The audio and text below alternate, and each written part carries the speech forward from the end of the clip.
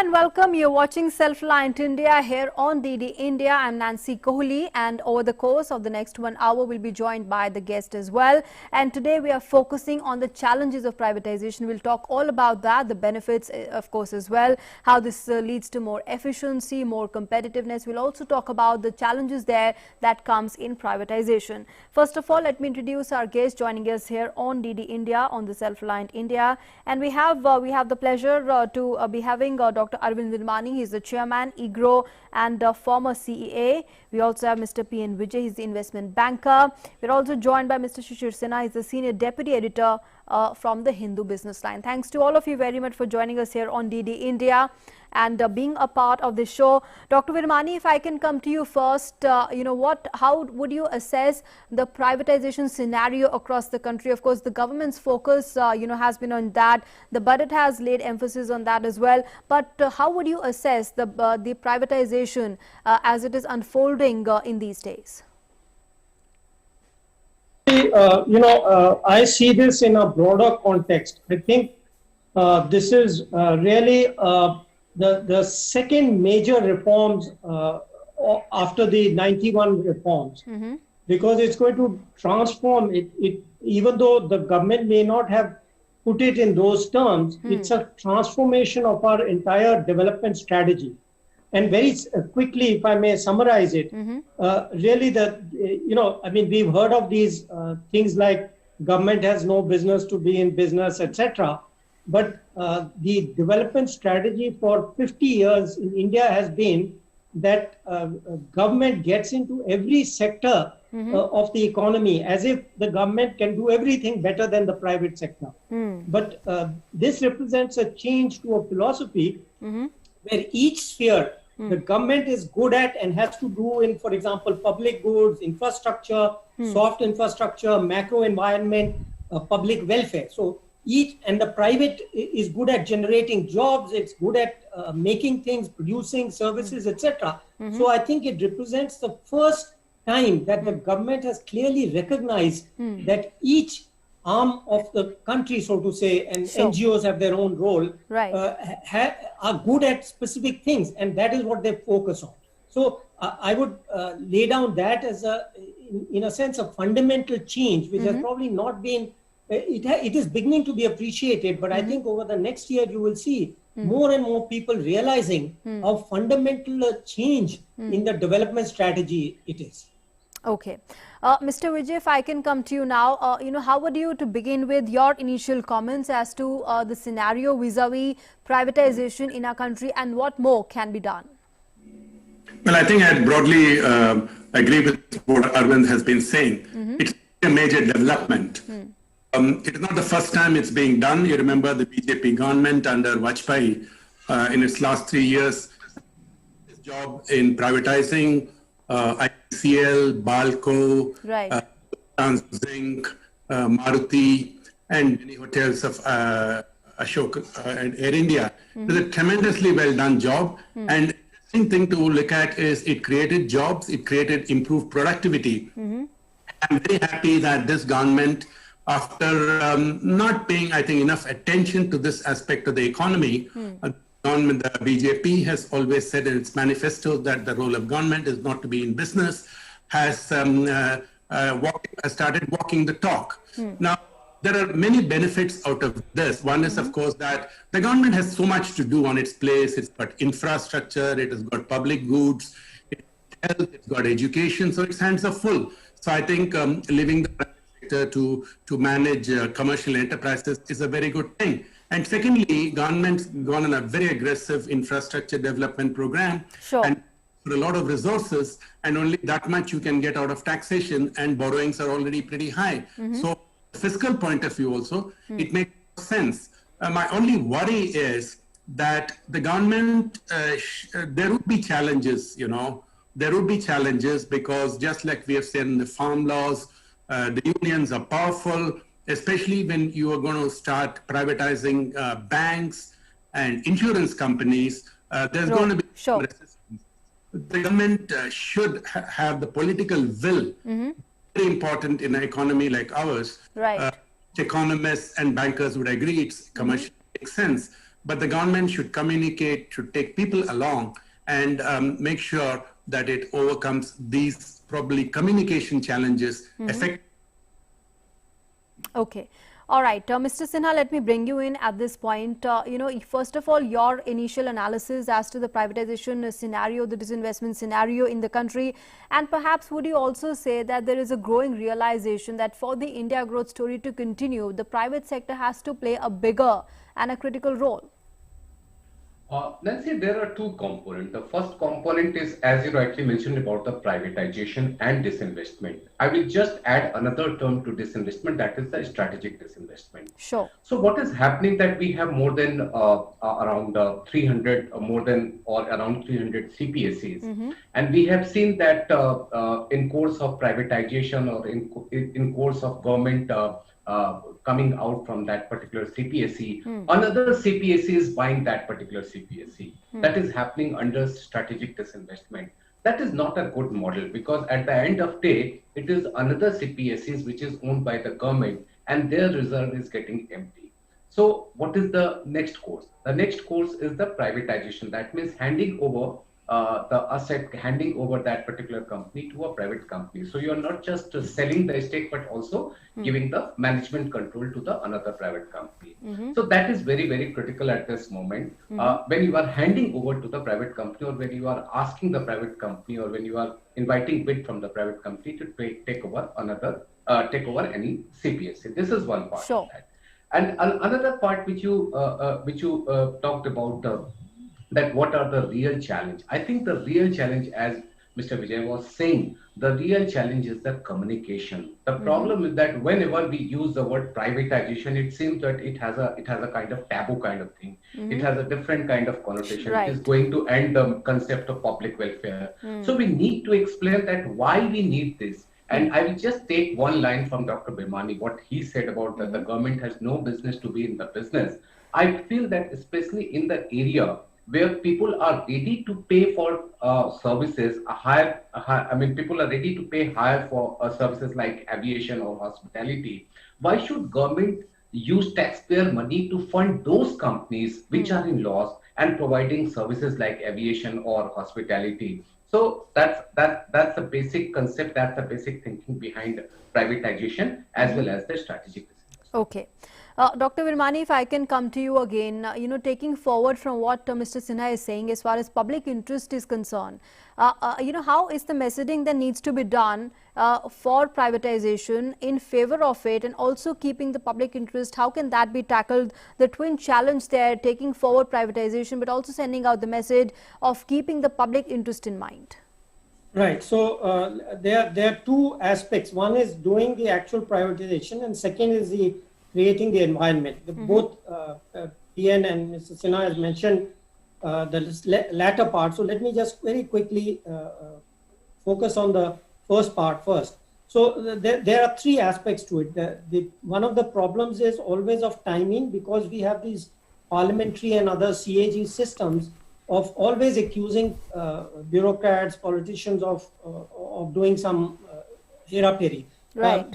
From that perspective, the fact that the stock market is high, and particularly we are able to identify which sectors are booming, which suggests that there's a market for it. I would suggest that government focus first on privatizing the PSU units in those areas, because it's very clear that the market itself is saying that these are good areas where there is a scope for going from the current very poor levels of government profit to a better profitability, so there'll be better bidding. So that is one area. The second is the issue of excess land. So you have to be very careful that units which don't have excess land are actually easier to sell, because otherwise again this valuation of land creates problem. So either focus on selling those PSUs which don't have excess land, or there will have to be a separate mechanism of separating that land which is really not needed by the company. So that is the second area which government has to be very clear. And third is the issue of excess labor.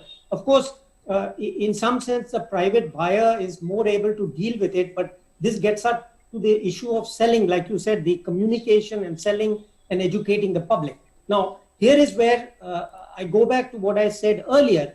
The point is the government one of the things if we study across countries is that Indian government is focused on, just to take a number out of the blue, 100 areas where most governments in the world will focus, let's say, on 20 areas and try to do them well. So the scope of Indian government is too large, and it's not actually the size of the government, it's the scope. So people have to be educated. Right. The government has to get out of all these 80 areas and then focus on really providing benefits to the people on 20 or whatever. I'm just using that as an example of creating the macro environment for entrepreneurship where everybody benefits, MSMEs, providing public goods. For example, the Swachh Bharat urban, sewage systems are going to be critical for the future. So like that, all the things which need to be done better and more expansively by the government has to emphasize and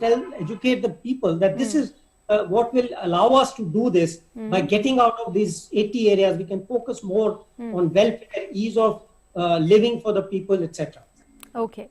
All right. At this point, we're taking a short break here, but we'll come back and discuss more on privatization. Stay with us.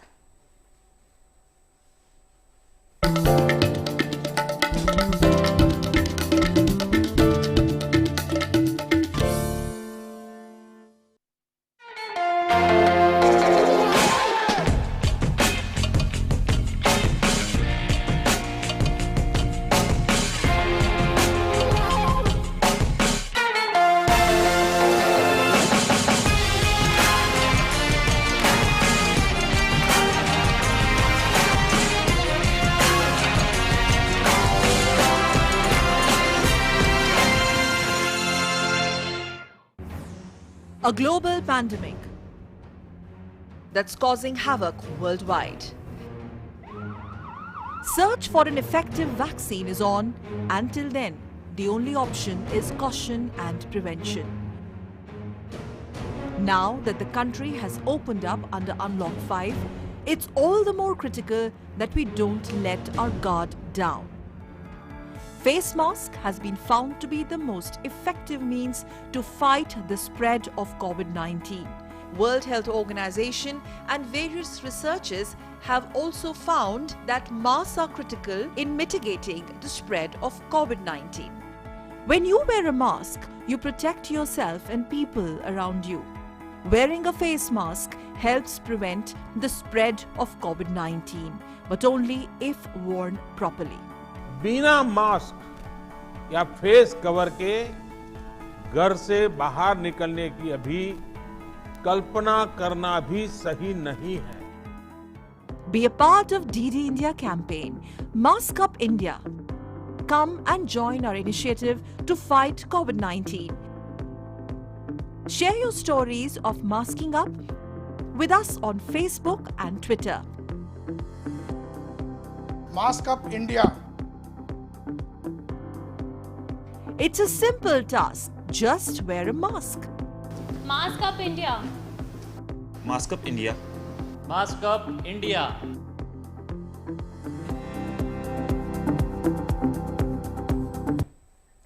Welcome back. You're watching Self-Reliant India here on DD India. Let's continue our discussion here. Let me go back once again to Mr. Vijay. Mr. Vijay, let's focus now on the issues and the challenges that come, in privatization. So, if you could tell us more about that and how could those be regulated? Mr. Vijay, could you hear me? Hello, I can hear you. Yeah. Yes. Mr. Vijay, I was asking you if you could tell us more about the issues and the challenges that come in privatization and how could those be better regulated? Sure.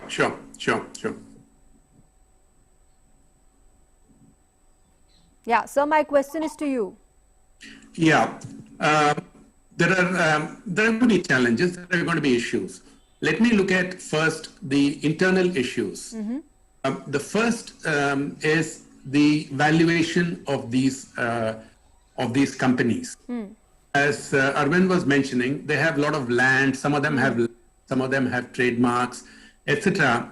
And there is going to be a tremendous amount of debate on the crown jewels in sold off. So I think the government should be very particular in the type of valuation it uses. It should do everything transparently, and it should use the best investment bankers to do it. Otherwise, it's going to haunt the government like a coal scam or a Commonwealth scam for a number of years. One thing. Second is making the employees come along with you. You see, I anticipate especially two types of challenges, one from within and one from without. Sure. From within will be the employee unions, and most of these have very strong unions, would obviously hit the streets, and they would get tremendous support from the opposition, etc. Right. Government should engage the employees proactively and educate them. For example, I remember Arun Shourie, when he was looking after this under Vajpayee's team, out how a driver in Hindustan Zinc benefited 5 times his salary when Hindustan Zinc got privatized through bonus incentives and so on. Some such stories should be put out to employees so that they come on board and know it's a win-win situation and their jobs will never be touched. Absolutely. In the privatization, the government did not touch a single job. This is something worth remembering and mentioning. The third is there are pressure groups like the Swadesik Jagran Manch, etc., which are within the broad ambit of the BJP, RSS, Parivar, if you would like to use that word. They have been opposing any time of privatization tooth and nail. They, in fact, were not at all happy when FDI in insurance was hiked, when FDI in defense production was hiked. So they're going to give up ground easily. They are going to use every trick in the trade to prevent this from happening. And also, there is another issue that's coming up, which is still pretty latent, but I think in the next few months it will come up.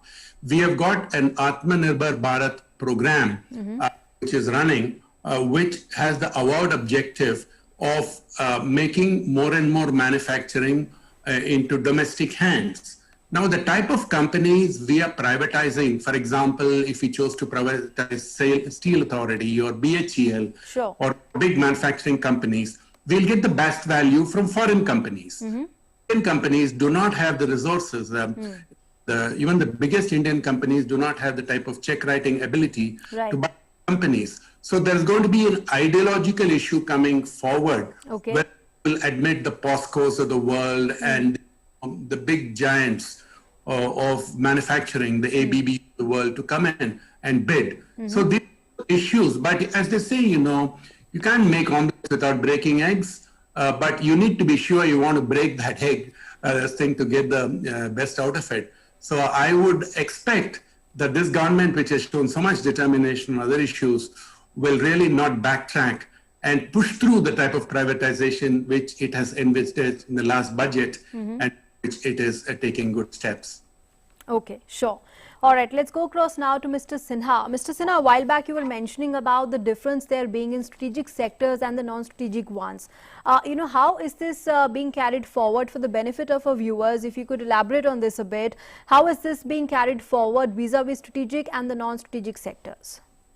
So if you can remember the budget speech, Finance Minister talked about the new CPSE's policies, yes, and absolutely, where all the PSUs have been clubbed into two categories. One is the strategic one and another one is the non-strategic one. Right. And if you can remember last year during May, when Atmanirbhar Bharat was being announced, at that time, the government talked about a new CPSE policy and made its intention very clear that in the strategic sector, very few companies will be in the hand of government, will be owned by the government, and rest of them will be privatized. And that is what being followed under the privatization program. So this is the difference between strategic and non-strategic. And government has also given a list that which are the sectors like financial sector or defense sector, they are going to be in the strategic sector, and which are the sector which are like steel or aviation or some these kind of sectors will be the non-strategic sector. So this is the basic classification under the new CPSE policy.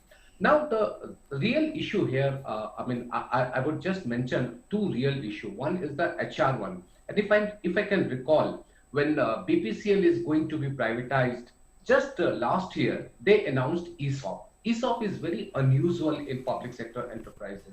And I believe that after so many years, I have come to know about CPSEs offering ESOP. So if you have to bring a confidence among your employee that how this is going to be good for you, and as Mr. Vijay was talking about Hindustan Zinc, that how particular employee got the benefit.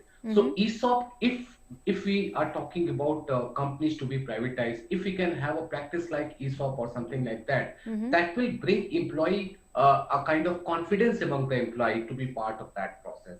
And the second, which I think is very, very critical, is the land. So all the CPSs, most of the CPSs, I have found that they have a good amount of land. Now the government has done a right thinking here. It has taken a right stand that they are stripping out land from the CPSE's privatization. They are selling land as a separate bundle and CPSE per se as a separate entity. So that is giving a different kind of valuation. So I think if you go like this, like what has been done in BPCL and how you are dealing with the land, and along with the non-strategic sector, so this kind of exercise, what we call as the privatization, will be a successful one. All right. Dr. Virmani, I would like to bring you in now. What's your analysis as to what really better can be done? Does privatization does privatization require a new approach, a better approach that, could address all these issues?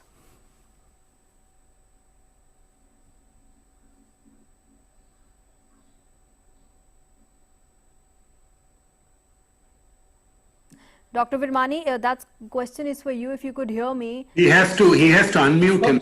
Sorry. Yeah. Sure. No, I think the issue was really the kind of political pressures where my friend Vijay has clearly laid out those 3 or 4 pressure points, and it's really it's been clear. And let me just add on the strategic. The government had 6 or 9 months ago laid out the broad policy, not the detail or the action, where it said that strategic sector they would have at least 1 company and at maximum of 4. And then some of these things, financial sector, as Mr. Sinha has already mentioned, but the others are obviously defense, aerospace, atomic energy, etc. We all know what those basic strategic sectors are.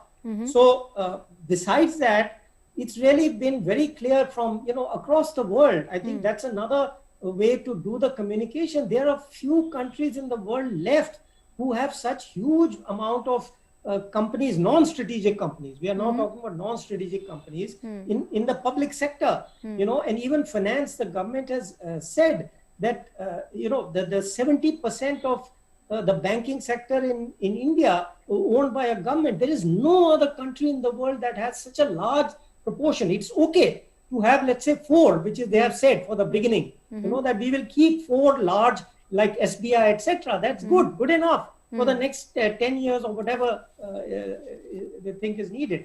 So the fact that, it's strange in India, but it's nothing new in the world. The whole world, all the developed countries, all the what are called emerging market, the middle and upper middle income countries know this. So it's really in India, we had this crazy idea of bureaucratic socialism, where everything, the bureaucracy we imagine can do better. It cannot. It hasn't. It's not worked in India. It's not worked anywhere else in the world. So it is not a new idea for the world.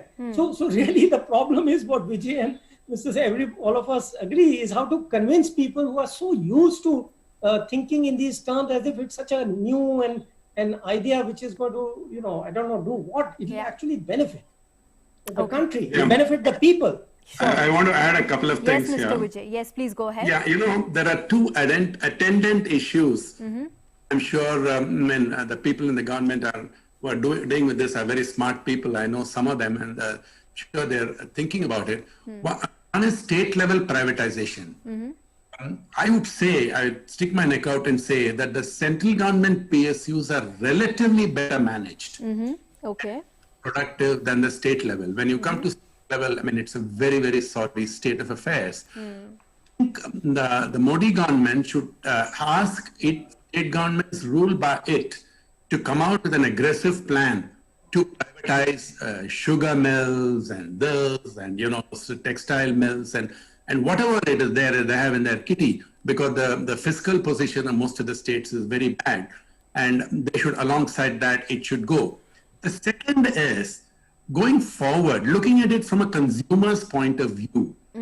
I feel that if you make certain public utility type of sectors totally private, you are perhaps subjecting the consumer to crass capitalism. Mention a couple of sectors: telecom, for example, insurance, for example, and Arvind is saying banking. We need a significant government presence so that the pricing can be more in tune with realities. Very India, important, yes. Sweden or Germany, and our country has grown. For example, pharmaceuticals.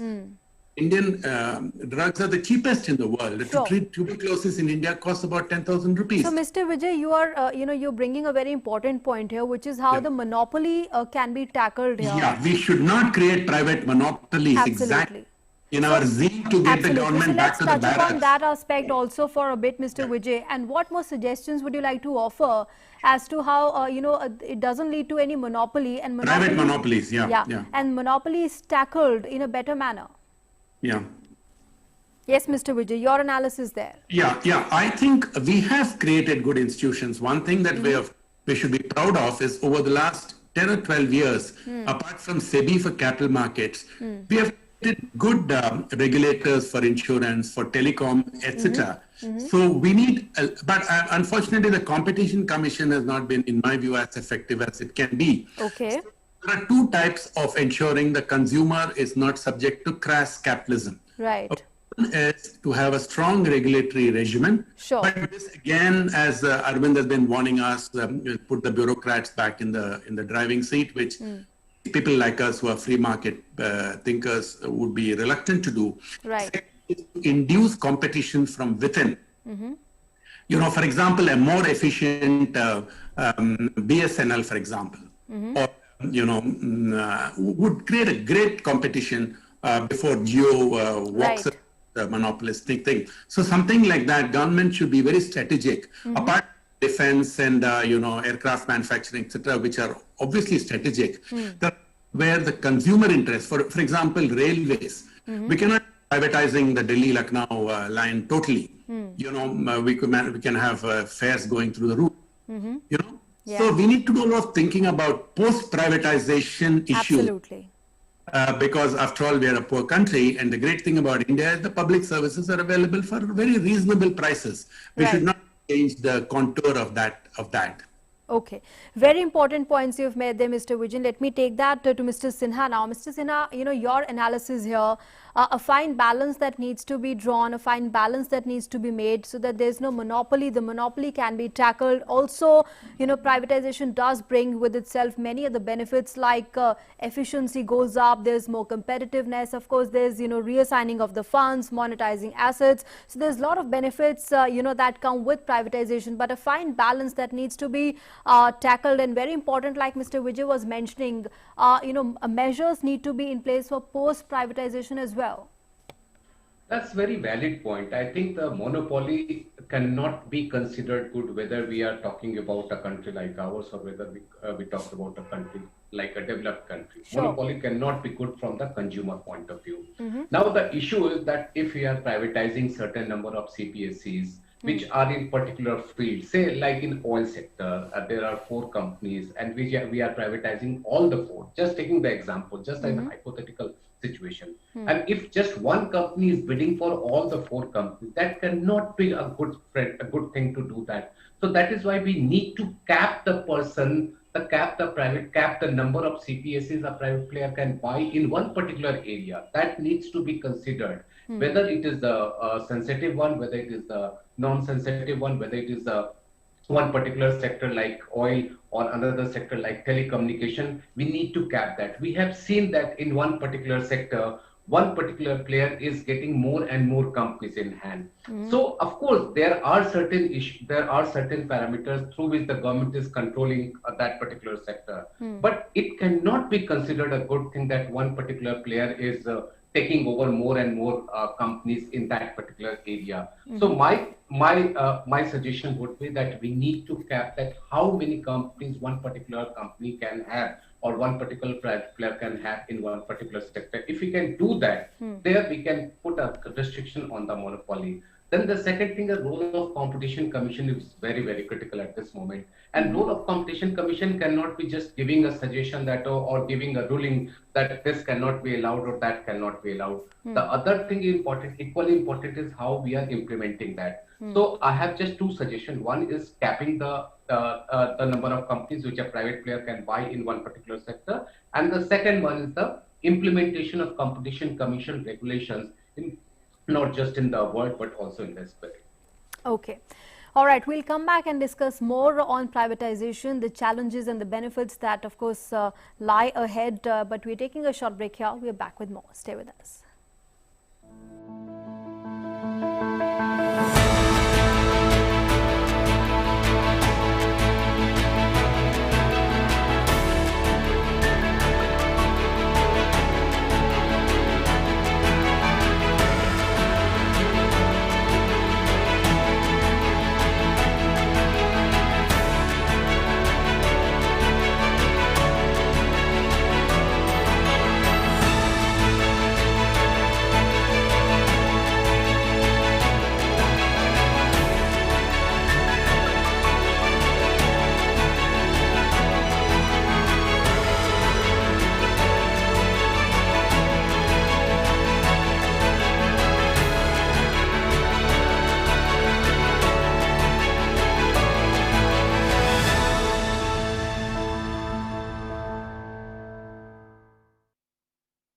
Your window to rising India.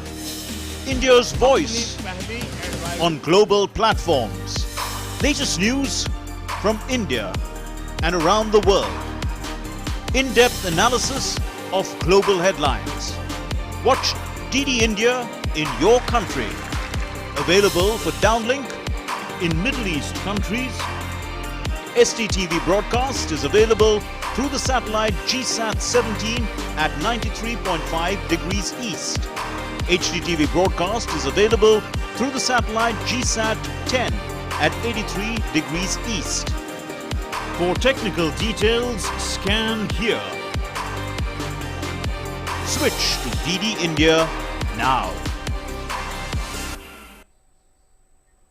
Welcome back after the break. You're with us here on Self-Reliant India on DD India, and let me now go across to Dr. Virmani at this point. Dr. Virmani, it is often being said that privatization is the way forward to restructuring India's manufacturing landscape. What would you, how would you like to analyze that?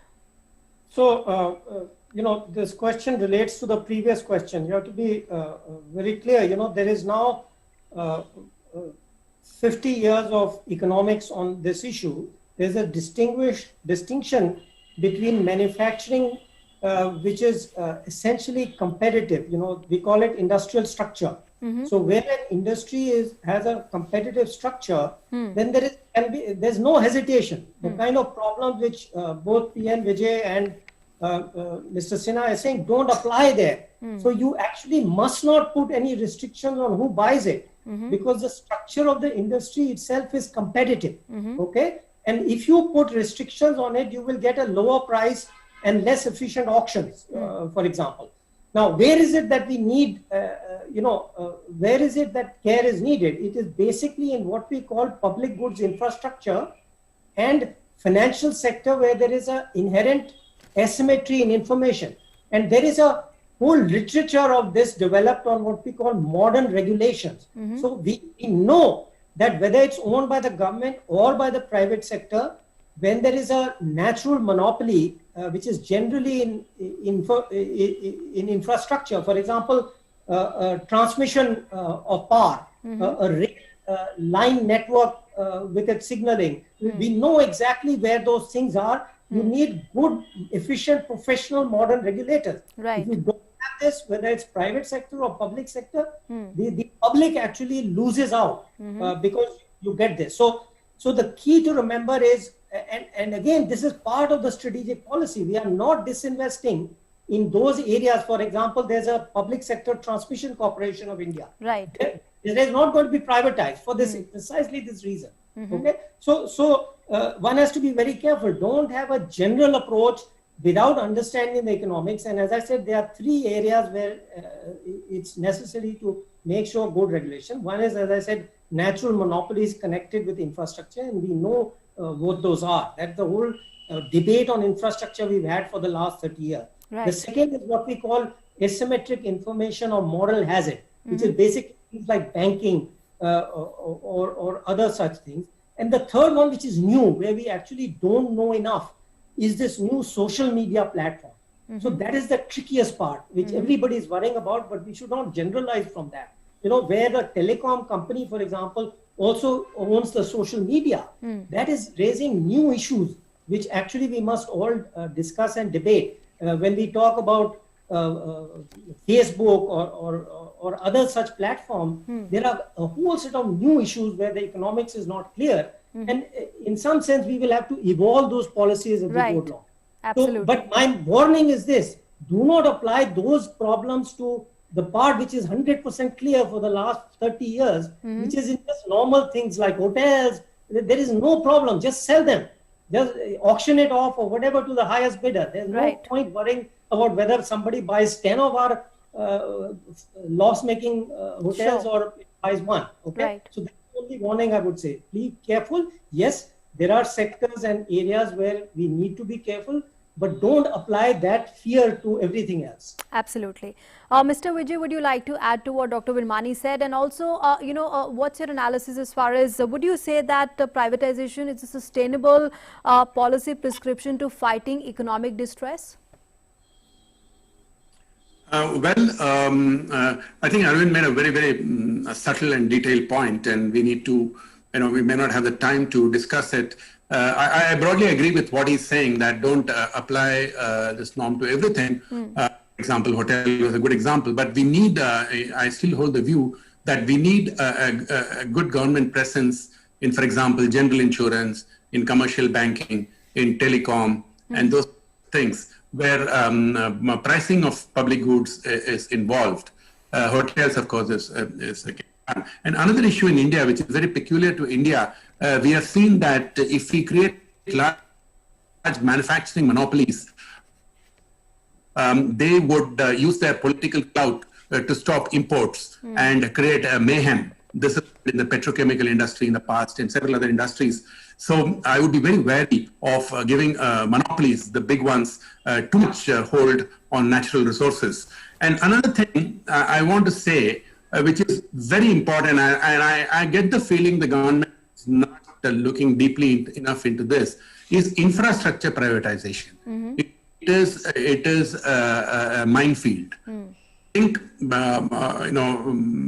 privatizing services, manufacturing is one thing, but about privatizing infrastructure, I'll give you a very simple example. Familiar with the D&D Expressway it was run by a private operator, and he had taken back his money very, very quickly because it was so popular. Still insisted on charging fees. And that became, Delhi and Noida are so close, and he was raking it in. Then it had to have the intervention of the Supreme Court of India to stop that and make it into a freeway. So if we keep on giving away our highways, if we keep on giving away these services to private pricing, we may suddenly find that from going from Chennai to Bangalore, I'll end up paying about 1,000 rupees in tolls. There are, when you look at infrastructure privatization, my one-liner to the government at this point in time would be just go slow on it. Just go slow on it. There is enough in your shopping basket to get your 2 lakh, 3 lakh crores for the next 10 years. Even LIC will give you probably 3 lakhs this year. So don't get into privatizing things like tolls and railways and all that. Because you get one thing wrong, you will face so much of negative comments. will go back to the back foot and start this silly privatization of selling 3% or 5% of ONGC to LIC on the 20th March to improve your finances. That type of silly privatization which this government has been doing for the last 5-6 years. So we need to be watchful. And I think infrastructure is a very big issue. And right now, for the next 2 years, I don't think they should touch it. Okay, Mr. Sinha, your comments here as far as infrastructure privatization is concerned, the way forward, the benefits also that come with it? See, the problem we are seeing in infrastructure that private investment is much slow because of one reason or another reason, and one reason could be because of the land issue. Private sector investment is not that very high if we compare with the public sector investment. Sure. So I also support the view that the infrastructure, especially when we talk about the highway or when we talk about waterway or even the airline, airports, there should be some kind of restrictions should be there, in my opinion. I mean, that's my personal opinion, that there should be some, and especially in case of highway and all those things. But the monetization part is always available. That you should monetize, like there are various ways to monetize various areas of the infrastructure sector. You can rely on that. But just handing over that thing is not something, and D&D is very good example that how that has gone wrong in terms of when we talk about the public will. Okay. Also, Mr. Sinha, I would also like to ask you what more can be done to make privatization more seamless. Would you say that perhaps private investors need to be more adequately protected by the law, maybe? Some kind of protection should be there, because the problem, and not just for the private player, but also for the decision makers. See, the problem we have seen during the Vajpayee government, we have seen number of PSUs privatized, and then after some time we saw a number of litigations on those issues. So the protection should be also given to the people who are making decisions. It's not just the private sector. Private sectors have a different kind of protection. They know, I mean, they are the buyer, they have bought something. But the real issue is the who is making the decision and at what price he is making the decision. That is always a subjective matter. If I'm selling at 10 rupees, somebody will always say that 10 rupees is a lower price which I'm selling, and this is something, a kind of sellout kind of thing. So there I just want to add one more point here. Okay. Okay, Mr. Vijay. Yeah, please do. Mr. Sinha has finished here. Yeah. Okay. So my only suggestion is that decision makers should also be given a kind of protection, because ultimately they are making the decision, and that decision will always be a subjective issue. Yes. All right. Sure. Yes, Mr. Vijay, you can make your point here, please. There is another thing which this government should do, and the suggestion I'm through Doordarshan I'm putting out to the powers that be, if they're listening, is that, what Arun Shourie did in Maruti Suzuki and Hindustan is very interesting. He did not sell the whole government stake. What he did was, for example, let's say we are selling, I'm just taking a nationalized bank, sell 2 of them. We should not sell it lock, stock and barrel. We should sell, if government has say 80% stake, we should sell off say 51% stake. And we should keep 30% with us, with the government. I can tell you, in 5 years from now, that will be worth 5 times more. Because experience has been the valuation, the market valuation of these companies shoot up. HDFC Bank or an ICICI Bank quotes at about 40 PE market. IOB quotes at about 8 PE or something. Saying government, instead of giving away everything in one go, should give controlling interest. And fortunately, in most of these companies, government has 100% or a very high percentage. Okay. Keep some icing on the cake. Second, disinvestment, which would probably be at a very, very much higher price than the first one. Okay. Sure. Okay. Your closing comments here at this time. We're almost, at the end of the show here. Dr. Virmani, Yes, sir. Please go ahead. We have to remember that we are discussing privatization, a discussion we should have. But I think the framework as far as government laid out is very correct. It is the right way to approach. It is not a mantra. Just disinvestment or privatization or monetization is not a mantra. And as we have discussed, that in certain sectors, we mentioned public goods infrastructure, certain elements of the financial sector, social media thing, you also have to worry. And that point, I think Mr. Vijay was very, very right to make that point, that you have to worry about the regulatory system. Now, RBI, we have a good banking regulator. We have a SEBI for the market good regulator. But we may not have good regulators in everything. So if we don't have a good regulator, then I agree with PN that we should postpone that rather than do it in a hurry. We don't have a regulator, we will stumble and we will be caught out again and unnecessarily give a negative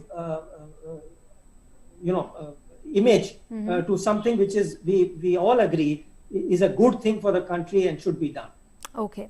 Mr. Sinha, your comments here, the significance of regulatory system that needs to be in place?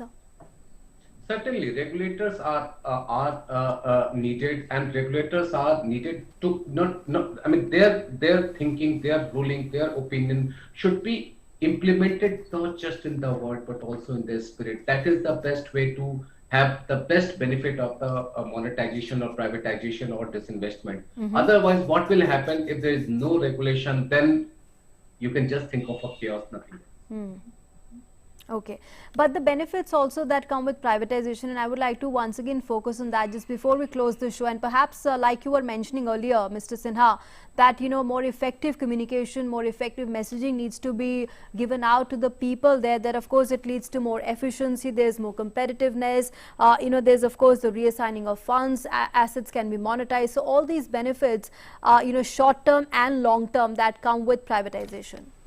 Yes, messaging part is, and the other thing which is a component of messaging is that where you are using that fund, whether you are just using for your revenue expenditure, whether you are just using to pay off your debt, or whether you are trying to use it for the public welfare, creating hospital or establishing hospital, setting up hospital, setting up schools, setting up some other kind of facilities which are purely for the public welfare. So that users part and users, how that is being communicated to the people, then only people will realize that what is the importance of privatization, disinvestment or monetization, and how we are going to get the benefit. So that particular communication is very important, that the uses of the fund which you are getting from the privatization or disinvestment or from the monetization. Okay, absolutely. Mr. Vijay, your comments here as far as the importance of privatization, the effective communication that needs to go out to the people, also keeping the public interest, the public welfare in mind. Yes, I think, first of all, it's a great thing the government is doing. I mean, first of all, let's not forget that it's as Arvind was saying, it's a very signal reform in line with the 91 reforms. So all of us need to support it in whatever way we can. And secondly, I mean, all talked about communication. It's so important. And I think Ms. Sinha made the right point that what you're going to do with the money would also be a great communication tool. That this money which I've got, of 50,000 crores from LIC, I'm going to put up 8,000 primary health centers, backward districts. This type of positive communication would be wonderful. And unfortunately, let me say, the government way back in 2015 brought the land acquisition bill, which in my view was a great thing, but it was finally thrown to the dustbin because the communication exercise was not good. In the farm bill, it's a revolutionary bill, but there's so much of problem because here again, government has not communicated to the world at large what a wonderful thing it is. I hope the government this time would communicate. And secondly, two other things. There is a lot of talent in this country available on this subject. Government should reach out to such people and take their inputs, take their experiences in evolving this policy over the next 5 years. And lastly, I think it's a great thing. I mean, I really wish and pray this government will push through this thing in the next 3 years without any hurt. The last thing is the regulatory environment. And let me make a slightly controversial statement. We have created SEBI, we have created RBI, we have created TRAI, we have created the Telecom Regulatory Authority, competition, all run by ex-bureaucrats.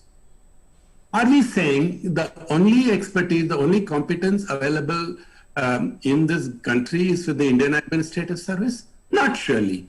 Many of these jobs are of a very technical nature. For example, the telecom authority, the insurance authority. We should look outward. We have such tremendous talent in these sectors. Okay. Mr. Modi should, as a policy, get more private participation into the regulatory environment so that the privatization benefits can be fully got. Dr. Virmani, your comments here, more privatization, regulatory environment, and also, what we've been discussing, utilizing funds and more effective communication has to be the key. Yeah, so let me come back to the broader point, which is that, I see this as an effort. We had something called Make in India. Now there's a Atmanirbhar. I think the difference is that there is now a focus on increasing domestic competitiveness by domestic reforms. I think that is the additional thing, and I see privatization as one but very important part of that. That recognition that we need to improve domestic competitiveness, otherwise we cannot just by protection, etc., be competitive with the rest of the world. That's one positive. What is the negative, which again I think we have a consensus here, is there is not enough appreciation yet in government. I do not see it. That regulation means professionalism. You cannot have a modern regulatory system without people knowing, how things actually function. What is the economics of it? What is the financial aspects, which Vijay is an expert on. Somebody like me has studied the economics of regulation, etc. You need to have those people. They are there. There are Indians, lots of Indians with expertise, experience, knowledge on these particular sectors, which is what I mean by modern professional regulation. Sadly, I don't think either the politicians, the government, or the bureaucrats have understood the importance of this part of it. I hope they change, because this is also needed if we are going to be a very productive, competitive, and grow fast for the next decade or even 3 decades. Okay. All right, with that, we have come to the end of this discussion here on Self-Reliant India on DD India. I would like to thank Dr. Virmani, Mr. Vijay, and Mr. Sinha. Thanks to all of you very much for joining us and sharing your perspective here on DD India. And with that, it's a wrap on Self-Reliant India. We'll be back tomorrow with a brand new subject. We'll see you then. Thanks for being with us.